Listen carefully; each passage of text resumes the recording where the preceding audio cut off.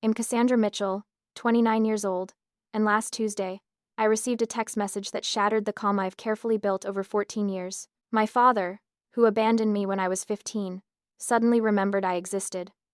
The reason? My Aunt Lillian posted photos of my new condo and car on Facebook. Now they need $25,000 for medical bills, and apparently, I'm their only hope. Funny how being forgotten can last years, but being remembered takes just one glimpse of success. Before I dive into this story, I'd love to know where you're watching from. Drop your location in the comments. Hit that like button if you've ever had family suddenly remember you when they needed something, and subscribe to join our community of survivors and thrivers. Now, let me tell you how I went from being the forgotten daughter to the family ATM overnight. My story begins in a small town in Michigan, where life was never exactly a Norman Rockwell painting, but it was the only life I knew. At 15, I was a sophomore in high school, awkward and gangly with braces and dreams bigger than our cramped three-bedroom house could hold. My parents, Rachel and Thomas Mitchell, weren't the warm, affectionate type. Dad worked at the local manufacturing plant. Mom took shifts at the diner when she wasn't consumed by what I later recognized as clinical depression. My younger brother Kyle was 12, the unspoken favorite, not that I blamed him for it. Home was a place of tense silence, punctuated by occasional arguments about money. The refrigerator was never quite full, and making do was our family motto. I learned early to need less, want less, ask for less. Invisible was safer.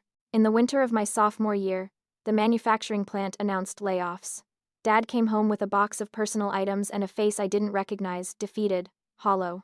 For weeks, he applied for jobs, each rejection carving deeper lines into his forehead. Mom's shifts at the diner weren't enough, and her depression deepened until she barely left their bedroom some days. Then came the announcement over a dinner of macaroni and cheese. "We've decided to make a change," Dad said, not quite meeting my eyes. "Your Uncle Jim found me work in Arizona, construction, good pay." Mom twisted her napkin. "We're going to start fresh. New place, new opportunities." I remember nodding, thinking we meant all of us. I was already calculating how I might finish sophomore year remotely, researching schools in Arizona. "The thing is, Cassie," Dad continued, staring at a point just over my shoulder, "the housing situation is tight. Jim's letting us stay with him until we find a place, but there's only one spare room." Mom jumped in, words rushing together. "We thought you could stay with Aunt Lillian just until we get settled. She has that nice guest room, and you love her, and you're doing so well in school here, and it would be a shame to interrupt that, and just until we get settled," Dad repeated. Kyle looked between us, confused, before it dawned on him. "Cassie's not coming with us." The silence that followed was answer enough. 3 days later, they dropped me and 2 suitcases at Aunt Lillian's house. Mom hugged me tightly, whispering promises about phone calls and summer visits. Dad awkwardly patted my shoulder, mentioning something about sending for me when things stabilize. Kyle clung to me, sobbing, until Dad physically pulled him away. I watched their old station wagon disappear down Aunt Lillian's street, waving until they were out of sight because that's what you're supposed to do. Aunt Lillian's arm around my shoulders was the only thing keeping me upright. The first week, I jumped every time the phone rang. I checked my email constantly, waiting for details about when I could join them. They called once, a stilted 3-minute conversation about their drive and the weather in Arizona. The second week, I got a text about their new phone numbers. By the third week, my calls went to voicemail. My emails received increasingly shorter replies. "They need time to get established," Aunt Lillian said, but the tightness around her mouth told me what she really thought. After 2 months, when Mom's birthday cards to Kyle appeared on his new Facebook profile but my 16th birthday passed without a word, Aunt Lillian sat me down at her kitchen table. "Sweetheart," she said, holding my hands in hers, "I think we need to be realistic about this situation." That's when the temporary became permanent. Aunt Lillian, my mother's older sister, petitioned for legal guardianship. She hired a lawyer when my parents initially resisted signing the paperwork, not because they wanted me back, but because of how it might look. They eventually signed, and just like that, I was officially someone else's responsibility. I watched Kyle's life unfold through occasional social media posts. New friends, sports trophies, family vacations to the Grand Canyon. My existence was erased from their narrative so completely it was as if I'd never been born. On the night of my 17th birthday, after an hour of crying in Aunt Lillian's guest room, no, my room now, I made myself a promise. I would build a life so extraordinary that one day, they would realize exactly what they had thrown away. Not for their validation, but for my vindication. I didn't need them. I would make sure of it. The day after my breakdown, on my 17th birthday, Aunt Lillian found me at the kitchen table at 6 in the morning, surrounded by college brochures and scholarship applications. "This is my way forward," I told her, steel in my voice. Aunt Lillian wasn't wealthy, a high school English teacher, with a modest house and simple lifestyle, but she gave me something my parents never had: unwavering support. She created a stable home where I could heal and grow. She attended every school event, helped me study for SATs, and never ever treated me like a burden. "Your parents made the biggest mistake of their lives," she told me once. But I got the greatest gift. The abandonment trauma didn't disappear overnight. I saw a therapist weekly, working through the primal wound of being discarded. Nightmares plagued me. Social situations triggered anxiety. If my own parents didn't want me, why would anyone else? But slowly, with professional help and Aunt Lillian's constant reassurance, I began to rebuild. School became my sanctuary. I channeled my pain into academic excellence, staying late in the computer lab, joining math competitions and coding clubs. When other kids were partying on weekends, I was teaching myself programming languages. My walls had college pennants instead of boy band posters. Success became my revenge fantasy. Junior year brought Heather Anderson into my life. We were partnered for a computer science project, and her easygoing confidence both intimidated and fascinated me. She bulldozed through my carefully constructed walls with persistent friendliness and inappropriate jokes. "You think too much," she'd say, dragging me to the mall or movies when I tried to beg off socializing. "Your brain needs occasional breaks from being brilliant." When I finally told her about my parents over milkshakes at the local diner, she didn't offer platitudes or pity. Instead, she said, "Well, they sound like complete assholes. Their loss is definitely my gain. Want to split some fries?" Just like that, I had a best friend. A sister of choice rather than blood. Senior year brought acceptance letters from multiple universities. When the full scholarship offer from Northwestern arrived, Aunt Lillian framed it. We celebrated with a weekend trip to Chicago, my future home. College was a revelation. I declared a computer science major and added finance as a minor. Between classes, I worked at the university IT help desk and waited tables on weekends. Sleep was a luxury I couldn't afford. Neither was socializing much, though Heather, who followed me to Northwestern on her own scholarship, made sure I didn't become completely antisocial. "All work and no play makes Cassie a dull girl," she'd announce, physically removing my laptop when she decided I needed a break. I graduated summa cum laude, with 3 job offers before I even threw my cap. I chose a position at a fintech startup in downtown Chicago, lower salary than the corporate options, but more growth potential. My cubicle became my second home as I worked 60-hour weeks, absorbing everything about the industry. My first apartment was a tiny studio in an iffy neighborhood, with a futon that doubled as my bed and couch. I lived on ramen and ambition, saving every possible penny. By 25, I had moved to a slightly better one-bedroom, and been promoted twice.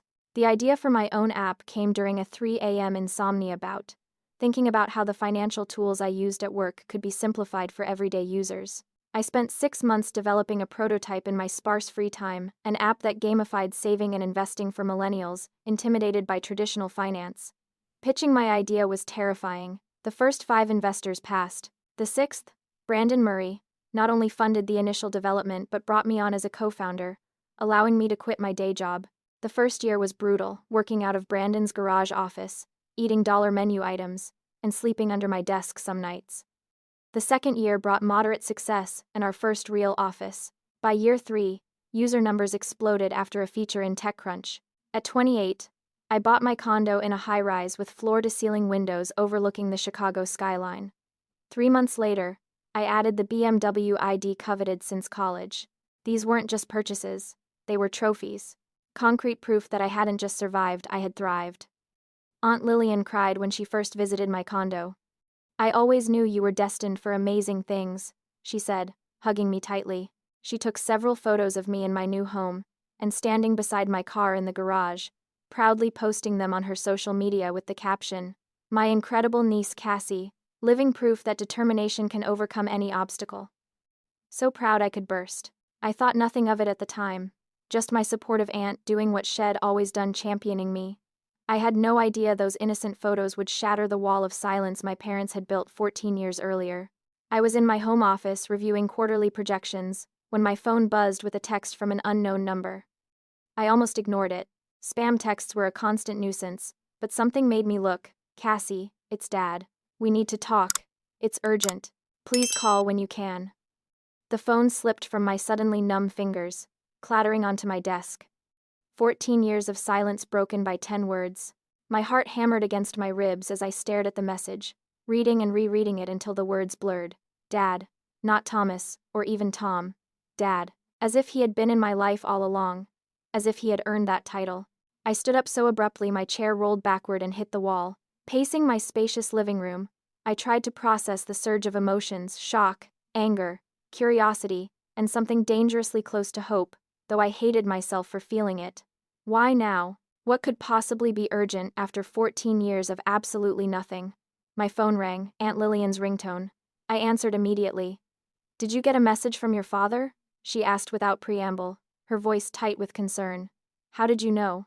Because he called me first, trying to get your number. Her voice had that protective edge I'd heard many times over the years.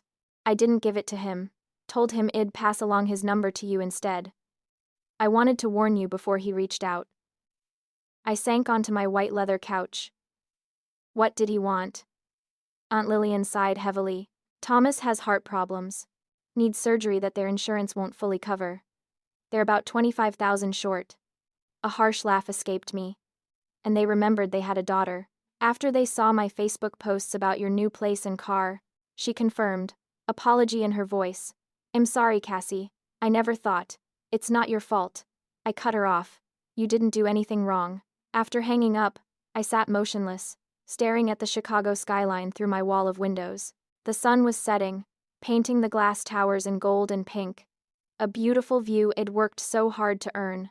A view my parents now saw as a sign of an ATM machine they could withdraw from. My phone buzzed again. A second text from my father. Your mother and I have been thinking about you so much lately. We've made many mistakes. Would really love to reconnect. Also facing some medical challenges. Could use your help and advice. Advice. Right. The kind that comes with a $sign attached. I called Heather, who came over immediately with a bottle of wine and 14 years' worth of righteous indignation on my behalf. The absolute audacity. She fumed, pacing my living room while I curled into the corner of my couch.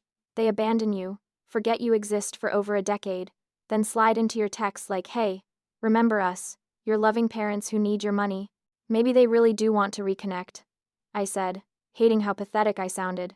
Heather stopped pacing to fix me with a look. Cass, come on. If they wanted to reconnect, they had 14 years to do it. They didn't care when you graduated high school, or college, or launched your company. They care now that they've seen you have nice things. She was right, of course. But there was that tiny, damaged part of me, the 15-year-old girl who watched her family drive away that couldn't help wondering if this could be the beginning of healing. What if his medical situation is serious? I asked, turning my wineglass in my hands. Then he should call Medicare, not the daughter he threw away. Heather replied bluntly. You owe them nothing, Cassie. Less than nothing. My phone buzzed again. My mother this time. Cassie, darling, it's Mom. So wonderful to see how well you're doing. Always knew you would succeed. Your father and I would love to catch up properly. We've missed you so much.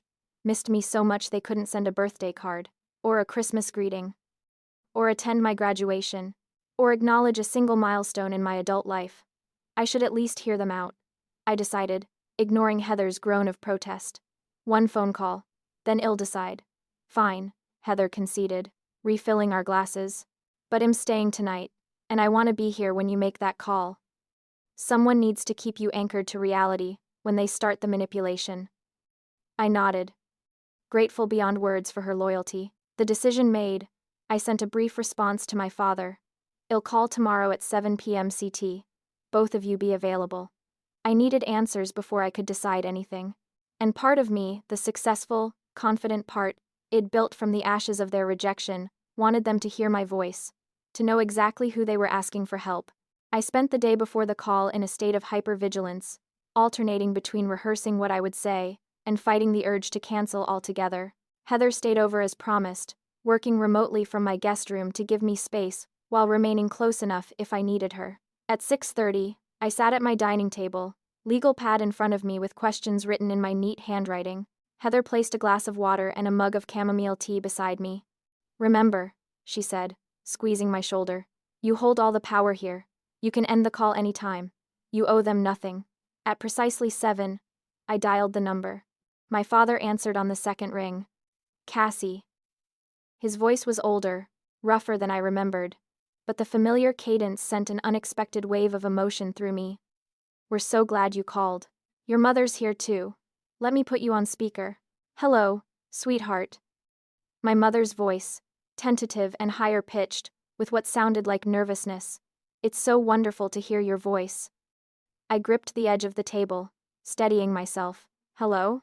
An awkward silence stretched between us until my father cleared his throat. "You look amazing in those photos your aunt posted. That condo must have quite a view." "No, I'm sorry." No acknowledgement of 14 years of silence, just straight to my material success. "Why did you contact me?" I asked, refusing to engage in small talk. "We've missed you, honey." My mother jumped in, her voice taking on a tearful quality that once would have devastated me. "We think about you all the time. Don't we, Tom?" "Every day," he agreed quickly.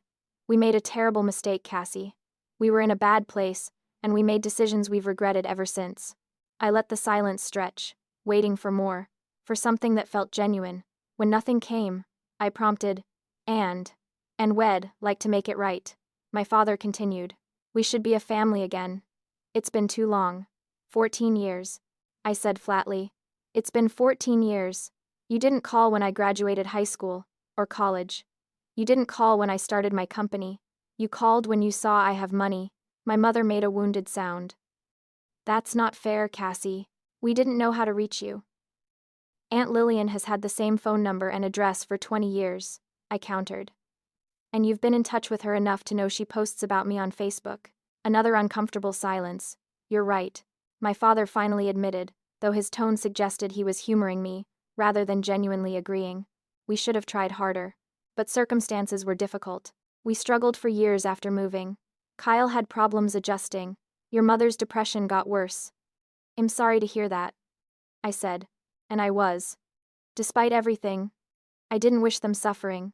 "We're in a tough spot now," he continued, apparently taking my sympathy as an opening. "I need heart surgery. Triple bypass. Insurance covers most. But we're still looking at $25,000 out of pocket. With my recovery time, well, fall behind on the mortgage too." There it was, the real reason for the call. "I see," I said, my voice cooling several degrees. "We've tried everything," my mother added hastily. "Second mortgage, payment plans with the hospital. Nothing's working. We're facing bankruptcy, maybe losing the house." "That sounds very difficult," I acknowledged. "But I'm curious, why call me after all this time? Why not ask Kyle?" A telling pause. "Kyle's not in a position to help," my father said carefully. "Meaning?" "Has going through some things."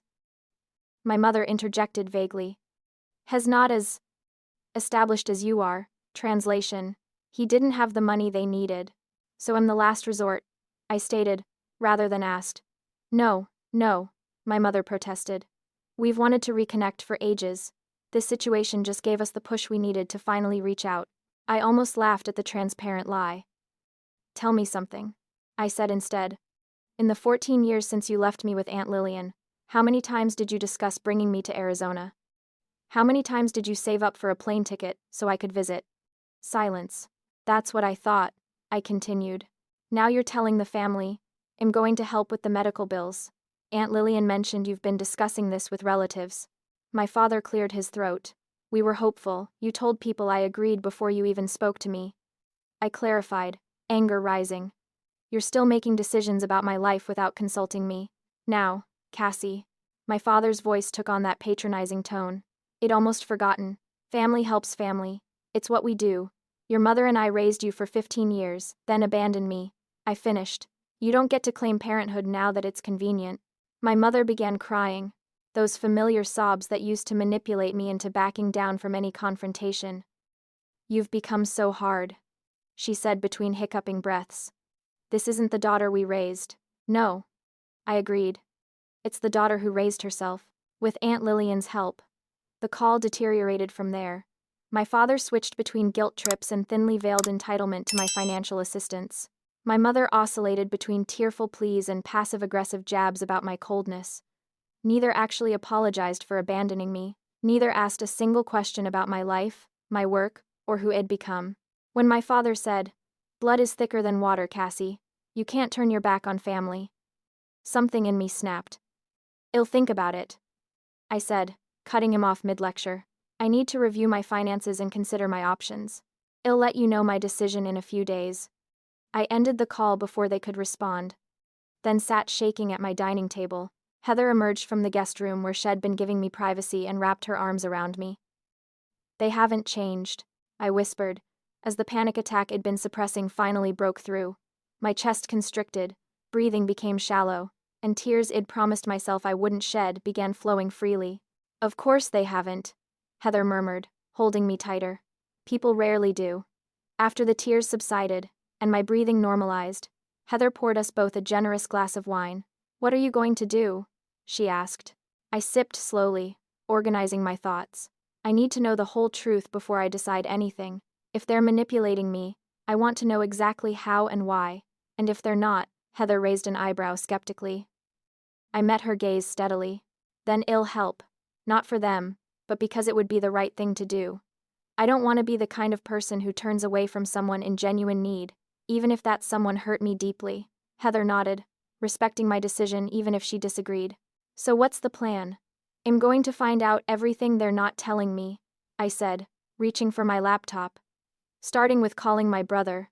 The next morning, I called Martin Reynolds, a private investigator Heather's law firm sometimes used. His no-nonsense attitude and reputation for discretion made him perfect for what I needed: a clear, unvarnished picture of my parents' situation. "I need financial and medical verification," I explained after outlining the basics, "and any relevant history that might explain their sudden reappearance in my life." While Martin began his investigation, I faced a more difficult task: contacting my brother Kyle. We hadn't spoken properly in over a decade, just occasional birthday texts and generic holiday greetings. I had his number but rarely used it. He answered on the fourth ring. "Cassie." His voice was deeper than I remembered but unmistakably Kyle. "Is everything okay?"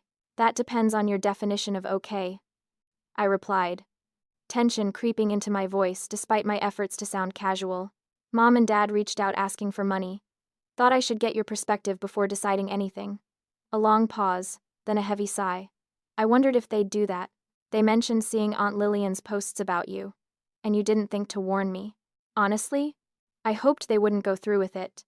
He sounded tired. "They've been talking about your responsibility to family ever since they saw your fancy condo and car." "My responsibility," I repeated flatly. "That's rich, coming from them." "Yeah, well," Kyle's laugh was bitter. "They've perfected selective memory. In their current version of history, you chose to stay with Aunt Lillian because you preferred her lifestyle and the better school district." My knuckles went white around my phone. "They what? Rewrote history," Kyle confirmed. "Been doing it for years. To hear them tell it, they magnanimously let you stay where you were thriving instead of uprooting you. They're the sacrificial parents who put your needs first." I stood and began pacing my living room, too angry to sit still. And people believe this garbage. Most of the family knows better. But they've cycled through most relatives willing to loan them money anyway. This was new information. "They've done this before?" "Asked family for money. Repeatedly," Kyle confirmed. "Started with small loans they never repaid, then bigger ones for emergencies. Eventually, most people stopped answering their calls. But Dad's heart condition is real," Kyle interrupted. "The triple bypass is necessary." But they've known about his heart problems for years and done nothing: no lifestyle changes, skipped medications because they were too expensive while buying new electronics. They've been smoking through his cardiac issues and ignoring doctors' advice. I sank onto my couch, processing this. "So they need the money, but they've basically engineered this crisis." "Pretty much," Kyle agreed. "Look, Cass, I moved 2,000 miles away to Colorado for a reason. I love them because they're my parents, but I had to get distance from the constant drama and manipulation. They'll never change." "Why didn't you ever reach out to me properly?" I finally asked, the question I'd wanted to ask for 14 years. After you turned 18, you could have contacted me independently. Kyle was quiet for so long I thought we'd lost connection. Shame, he finally said, voice thick. Pure shame. I was just a kid when they left you, but as I got older, I realized how messed up it was. By the time I was in college and really understood, so many years had passed. I didn't know how to bridge that gap without acknowledging I'd been complicit in abandoning you. I closed my eyes, absorbing the pain in his voice. You were 12, Kyle. It wasn't your fault. Maybe not then. But every year I didn't call, didn't visit, that's on me. His voice broke slightly. I'm really sorry, Cassie. That simple, genuine apology, the first I'd received from any family member besides Aunt Lillian, broke something open inside me. We talked for another hour, filling in the gaps of our separate lives. He was a wildlife photographer now, had a serious girlfriend, and was finally building a life independent from our parents' influence. Whatever you decide about the money, he said before we hung up, just know they'll never be the parents you deserved. Don't give expecting gratitude or change. The private investigator's report arrived 3 days later, confirming everything Kyle had told me, and adding disturbing details. My parents had taken out 5 loans from various family members in the past 3 years, ranging from $2,000 to $15,000. None had been repaid. They'd filed for bankruptcy once already, 8 years earlier, after a series of risky investments went bad. Martin had also uncovered social media comments where my mother took subtle credit for my success. That's my daughter's company. She got her business sense from her father and me. And we always encouraged her to reach for the stars. Most disturbing was the family email chain Martin had obtained from a cooperative relative. The subject line read, "Approaching Cassandra for assistance." In it, my parents discussed strategies for appealing to me, with my father writing, "We need to emphasize family connection first, obligation second, and the medical situation third.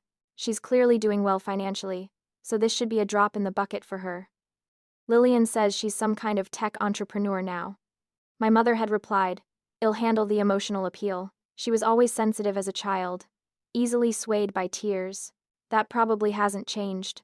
Well, need to be careful not to mention how long it's been since we've been in contact, focus on reconnecting now, not the past.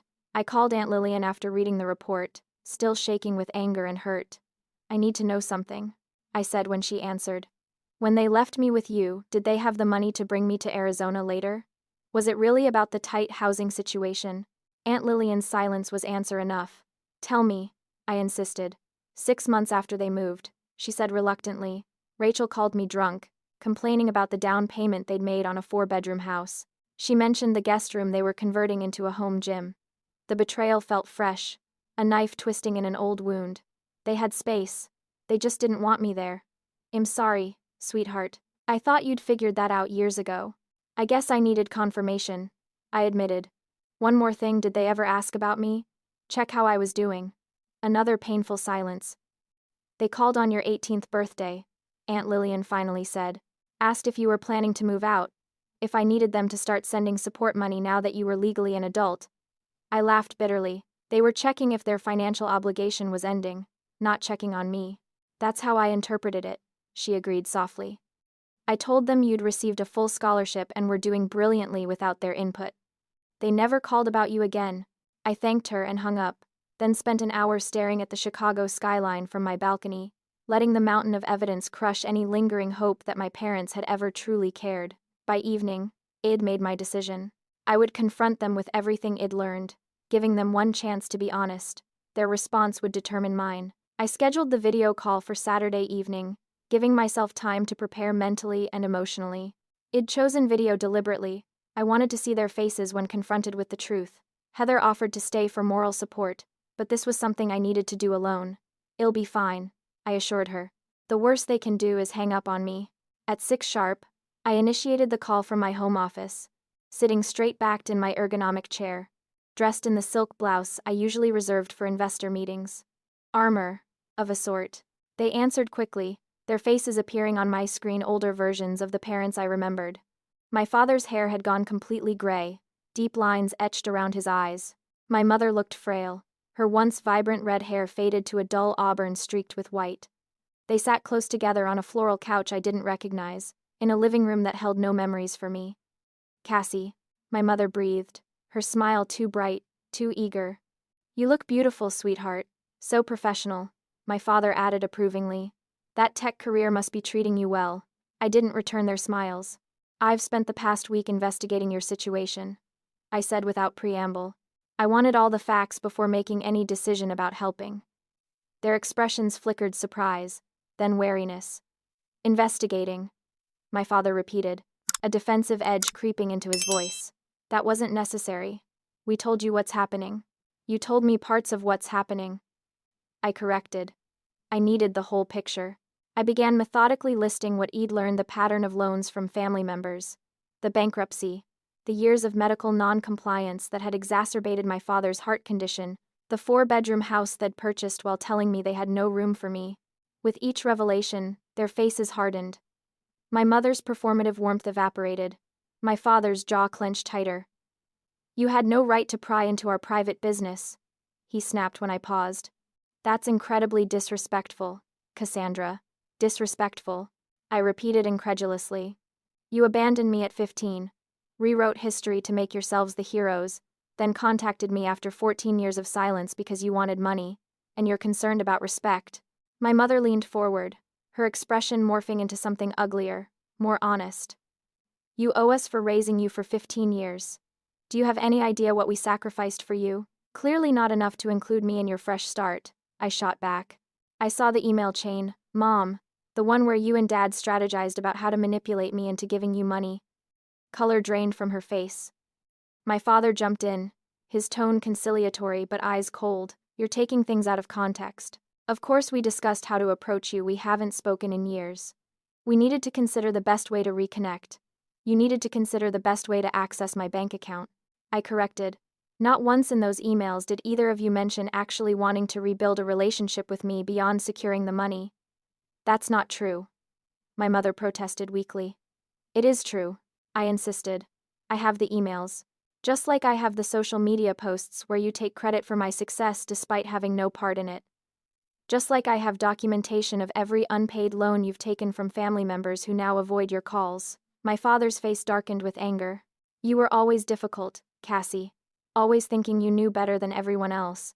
This is exactly why he stopped abruptly, but it was too late. Why you what? I pressed, leaning closer to my camera. Why you left me behind. Please, finish that thought. My mother shot him a warning look, but the damage was done. We were starting over, he muttered, not meeting my eyes. We didn't need the extra complication. The blunt confirmation of what I'd always suspected, that I was nothing more than an inconvenient complication to them, should have hurt more than it did. Instead, I felt an odd sense of relief. No more uncertainty. No more hoping they had some noble, misunderstood reason. Thank you for your honesty, I said quietly. That's all I wanted to establish before making my decision. They exchanged glances, clearly recalibrating their approach. Cassie, sweetie, my mother began, tears magically appearing. Your father didn't mean that. We were under so much stress back then, making impossible choices. We've regretted it every day. No, you haven't, I said simply. If you had, you would have reached out before you needed money. You would have acknowledged what you did instead of creating a false narrative. You would have apologized without being forced to. My father tried a different tack. Family is family, Cassie. Despite everything, we're still your parents. Doesn't that count for something? It would. I agreed, if you acted like parents. But you didn't. You acted like people who had a spare child they could discard when convenient. So you're refusing to help, my father said flatly, anger replacing the fake contrition. You're going to let me die because of a 14-year-old grudge. I didn't say that, I replied calmly. I haven't made my final decision about the money yet, but I needed you to understand that whatever I decide, it won't be because I accept your version of events, and it won't lead to the happy family reunion you're pretending to want. My mother's tears vanished as quickly as they'd appeared, replaced by cold fury. You've become a heartless person, Cassandra. Is this what success has done to you? Made you think you're better than the people who gave you life? No, I said quietly. Being abandoned by the people who should have protected me taught me to see manipulation for what it is. I'm not heartless, I'm just not the desperate 15-year-old you can control anymore. If you don't help us, my father threatened, the entire family will know what kind of person you've become, how you turned your back on us when we needed you most. I smiled without humor. Go ahead. Tell everyone, I have nothing to hide and nothing to be ashamed of. Their true faces were fully visible now, angry, entitled, calculating. These strangers on my screen shared my DNA, but were otherwise unknown to me. Whatever fantasy it harbored about closure or reconciliation evaporated in the cold reality of who they truly were. I'll let you know my decision about the money within the week, I said. Goodbye for now. I disconnected before they could respond, then sat in the silence of my home office, expecting to feel devastated. Instead, I felt strangely peaceful. The confrontation had lanced a festering wound, allowing old poison to finally drain away. My phone buzzed with angry texts almost immediately, but I didn't read them. Whatever decision I made about the money would be on my terms, not influenced by their manipulation or rage. For the first time in 14 years, I felt completely free of their shadow. The retribution began less than 24 hours after our confrontation. I woke Sunday morning to a barrage of text messages from relatives I barely remembered, some I'd never met, and a few I didn't recognize at all. How could you refuse to help your own father? Wrote someone claiming to be my second cousin. After all your parents sacrificed for you, this is how you repay them.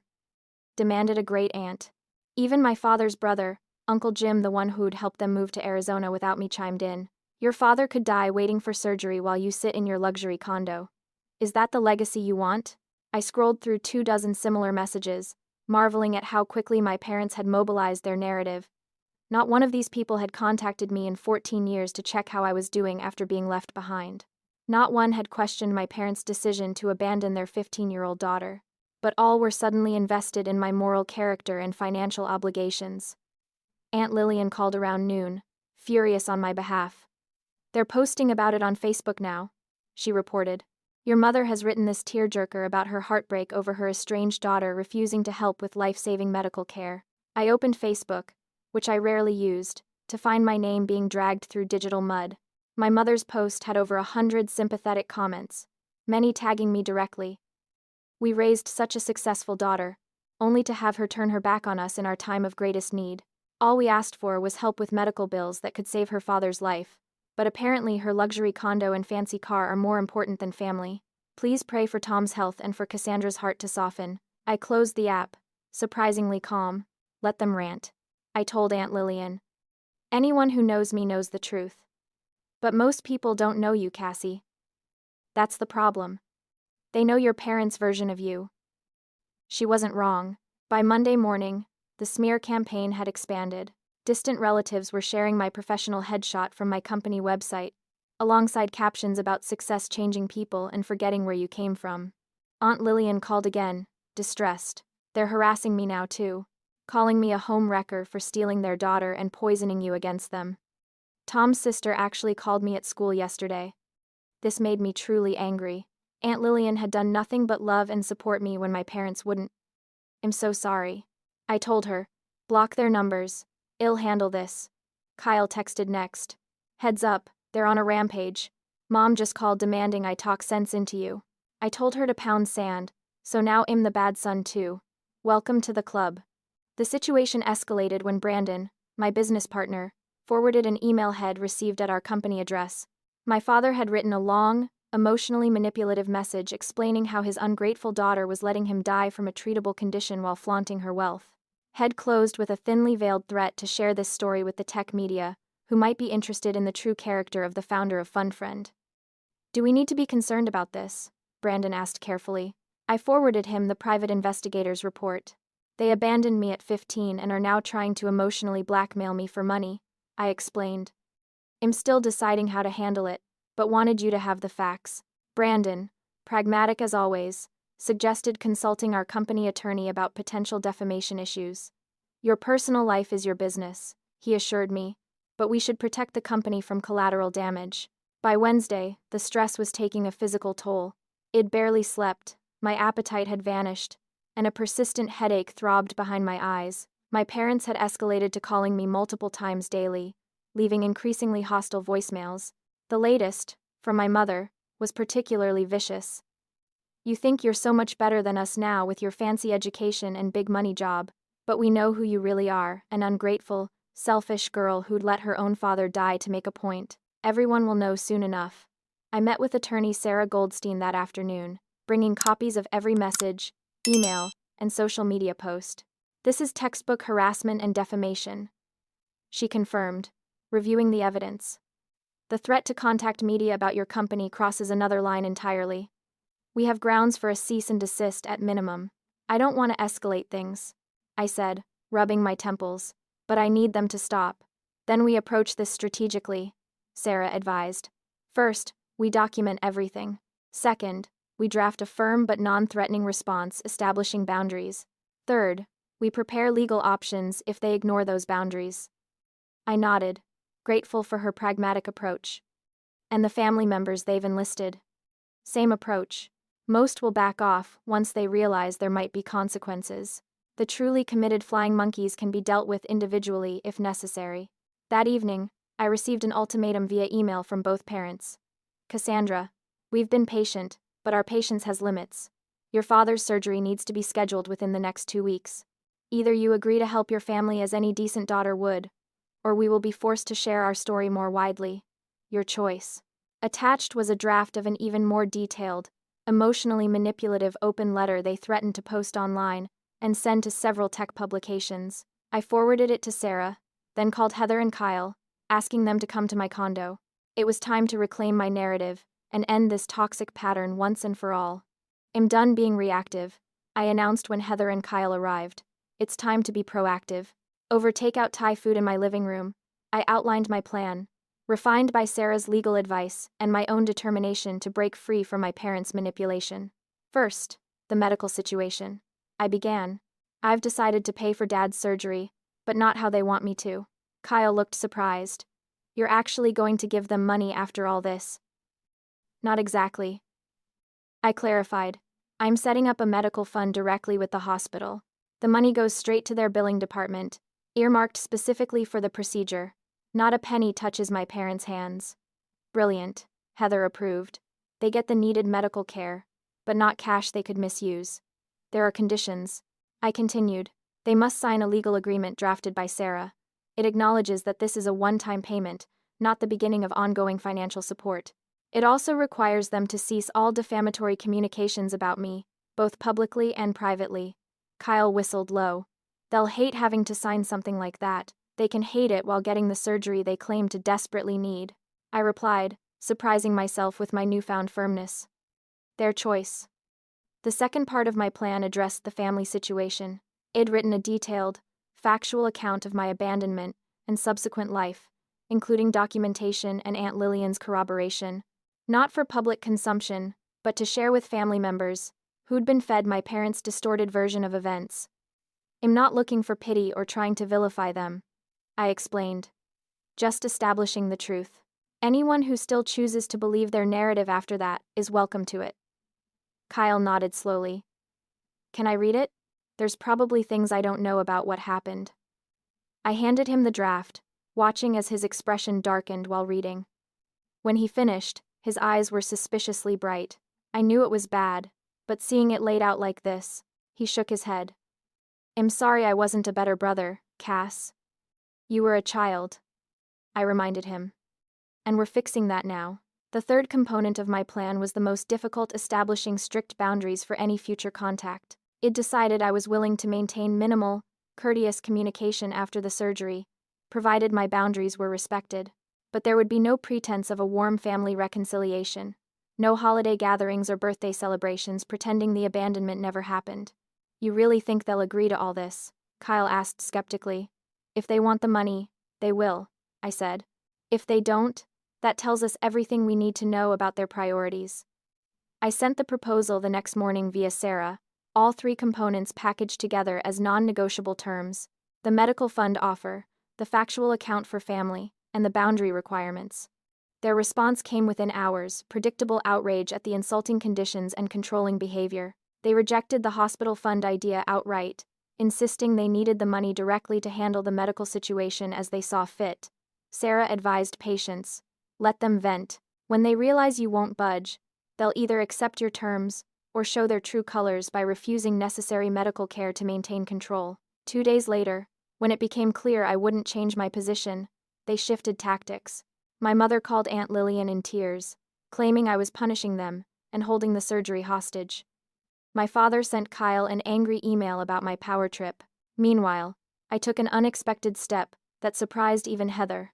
I sent my factual account to key family members, along with a brief, non-accusatory note. I understand you've heard one version of events regarding my relationship with my parents. Before forming judgments or taking sides, I believe you deserve to know the complete history. This isn't shared to vilify anyone, but to provide context that has been missing from the discussion. The responses began trickling in within days. Some relatives maintained loyalty to my parents, dismissing my account as exaggeration or justification for abandoning family in need. But surprisingly, many others wrote with shock and support. My father's sister Ellen, whom I barely remembered, wrote, "I always wondered why you disappeared from family functions. Tom and Rachel told everyone you chose to stay with Lillian because you preferred her lifestyle. I should have questioned that more deeply. I'm so sorry." My mother's cousin Mark confessed. They borrowed $12,000 from us 3 years ago for emergency home repairs, bought a boat instead. Never saw a dime back. Should have warned you they were coming for your wallet next. Most unexpectedly, my grandmother, my father's mother, who Ed assumed was firmly in their camp, wrote a heartbreaking email. "Cassandra, I've suspected much of this for years but allowed myself to believe their explanations because the alternative was too painful to consider. I failed you by not investigating further when a 15-year-old girl suddenly vanished from family gatherings. That failure will haunt me for whatever time I have left. I hope someday you might allow me to know the remarkable woman you've become despite everything." While I navigated these emotional reconnections, my parents made their most desperate move yet, attempting to access my bank accounts, using my childhood social security number and their old address information. The fraud alert from my bank came on a Tuesday morning, sending me into a fury unlike anything I'd experienced before. Sarah immediately added this attempt to our growing legal file. "This crosses from emotional manipulation to actual criminal behavior," she noted grimly. "We have grounds for much more serious action now." Rather than escalating legally, however, I decided on a different approach. I organized a family intervention via Aunt Lillian, inviting any relatives who wished to attend a video conference to discuss my parents' situation openly and honestly, not to shame them, but to address the pattern of manipulation and financial exploitation that had affected so many family members. "This isn't about revenge," I told Aunt Lillian as we planned the session. "It's about breaking a destructive cycle and offering genuine help, not just money, but addressing the real issues." My parents refused to attend, of course, sending a scathing email about public humiliation and family betrayal. But 11 other family members joined, including Kyle, my grandmother, and several aunts, uncles, and cousins who'd been financial victims over the years. The conversation was painful but productive. Stories emerged of similar patterns stretching back decades: loans never repaid, emotional manipulation, revisionist history. Several relatives had stopped speaking to my parents years before it'd even been abandoned. "They'll never change," my Uncle Robert said sadly. "We've all tried. Money, second chances, forgiveness, nothing works because they don't believe they're doing anything wrong." By the end of the session, WED established a family support system, not to enable my parents, but to help each other resist manipulation and maintain healthy boundaries. For the first time in my life, I felt connected to my extended family as individuals, rather than as extensions of my parents. 2 days later, my parents' lawyer contacted Sarah. They were willing to accept the hospital fund for the surgery, though they objected to the controlling and punitive nature of the arrangement. They would sign the agreement, but wanted their protest noted for the record. Sarah advised accepting this compromise. "They're saving face while giving you what you want," she explained. "Let them have their token protest as long as they sign." The agreement was finalized the following week. I arranged the hospital fund as promised, working directly with the cardiac center's billing department. My parents signed the legal documents, their signatures tight and angry on the page, but valid nonetheless. The surgery was scheduled for the following month. I'd done what I could to ensure my father received the care he needed while protecting myself from further exploitation. Whatever happened next would be up to them. 6 months passed. The autumn leaves had turned Chicago's parks into a riot of red and gold, visible from my condo windows as I prepared for my first Thanksgiving as hostess. My father had undergone successful triple bypass surgery in June, paid for through the hospital fund I'd established. According to Kyle, who maintained minimal contact with our parents, his recovery had been smooth, but accompanied by constant complaints about the humiliating arrangement of having the bills paid directly. My parents had honored the legal agreement not out of respect for my boundaries, but because Sarah had made the consequences of violation extremely clear. The smear campaign had ceased, though they made their resentment known in other ways, telling family members they were disappointed by how success had changed their daughter. I let them have their narrative. It no longer defined me. The unexpected gift from the entire painful episode was reconnection with family members I'd lost, along with my parents. My grandmother and I spoke weekly now. 2 cousins close to my age had visited Chicago in August, and we'd discovered shared interests and compatible personalities. Kyle had moved to Chicago in September, taking a position with a wildlife magazine based downtown. We were slowly rebuilding our sibling relationship, healing wounds neither of us had created. Aunt Lillian remained my rock, the woman who'd stepped up when my parents stepped out. I always knew you'd not just survive, but thrive, she told me during our last call. But watching you handle this situation with such grace and strength, I couldn't be prouder if you were my own daughter. In many ways, I was. The doorbell rang, interrupting my thoughts. Heather arrived first, bearing wine and her signature cranberry sauce, followed by Kyle with his new girlfriend Mia, then Brandon and his husband Jerome. My grandmother had flown in from Florida yesterday and was resting in the guest room. Aunt Lillian would arrive tomorrow morning. As my living room filled with laughter and conversation, I felt a profound sense of peace. The family I'd lost had been replaced by the family I'd chosen, and rebuilt people who valued me for who I was, not what I could provide. I'd channeled my experience into something positive, establishing a foundation called Bridge Home that provided educational and emotional support for teens estranged from their families. The work was healing, transforming my pain into purpose. Several of the young people we supported had become like younger siblings to me, reinforcing that family connections transcended biology. My therapist, Dr. Chen, had helped me work through the complex emotions around my parents, not to achieve some Hollywood reconciliation, but to process the grief and anger in healthy ways. Forgiveness doesn't mean reconciliation, she often reminded me. It means freeing yourself from the burden of resentment while still maintaining necessary boundaries. I'd learned to separate forgiveness from forgetting. I could acknowledge my parents' humanity, their flaws, limitations, and their own damage without excusing their behavior or subjecting myself to further harm. I could wish them well from a safe distance. Social media was no longer a vulnerability. It implemented privacy measures, sharing my life selectively with those who genuinely celebrated my happiness, rather than those who might exploit it. Heather jokingly called it my joy firewall, letting in the good, keeping out the toxic. As we gathered around my dining table that Thanksgiving, I looked at the faces surrounding me, some related by blood, others by choice, all connected by authentic love and respect. We'd created something my parents had never managed, despite their biological claim to family: genuine connection. Before we eat, I said, raising my glass, I want to thank you all for being here, not just today, but throughout everything. There was a time I thought family was something I'd lost forever. Now I know it's something I've been building all along. The glasses clinked, reflecting light like the tears in several eyes around the table. We weren't perfect. We had our disagreements and challenges, but we chose each other, again and again. And in that choice was a kind of love my 15-year-old self could never have imagined possible. I was Cassandra Mitchell, abandoned daughter, successful entrepreneur, survivor, and thriver. And I was finally, completely home. So, what about you? Have you ever had to set difficult boundaries with family members? Or had someone come back into your life only when they needed something? I'd love to hear your experiences in the comments below. Remember that sharing our stories helps others feel less alone in similar situations. If this story resonated with you, please give it a like and subscribe for more true stories about overcoming life's challenges. I believe that by sharing our journeys, the painful parts and the triumphs, we create a community of support and understanding.